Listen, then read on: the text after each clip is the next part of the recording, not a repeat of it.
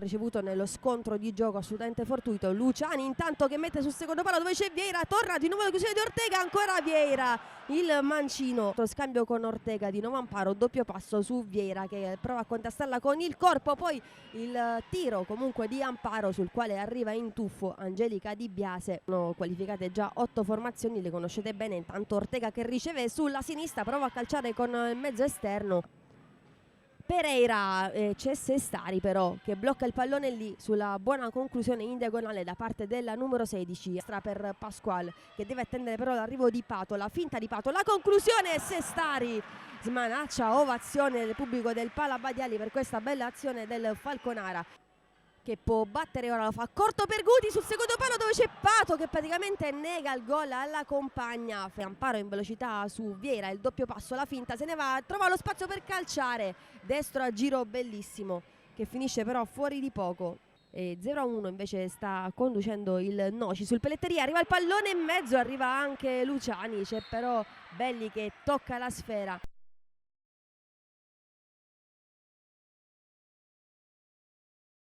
Borges adesso va da Amparo, pressata da Pato senza fallo, si continua, quindi Luciani ancora per Pato, mette in mezzo per Vieira che arriva e la mette a fin di palo. 1-0, ovazione del Palabadiali per questa giocatrice Sofia Vieira che con la maglia numero 9 ha sbloccato il big match della prima giornata di ritorno. Da Pato deve ripartire allora il Montesilvano con Amparo, doppio passo, il fuori. C'era anche sul secondo palo Lusileia, adesso ancora Pato che sbuca dalla fascia destra, poi Di Biase, scusate, Sestari che va a fermare Luciani. Partita ancora più vivace dopo il gol, adesso Belli che si gira e mette in rete contro l'ex compagna Di Biase del Montesilvano. 2 contro 1, Amparo, dall'altra parte c'è Belli, servita ora, ancora Belli, arriva però Di Biase con un miracolo. Adesso per Vieira, si avvicina ancora Guti al centro, il pallone arriva da Pato che si gira, pallone che fa davvero la barba al palo.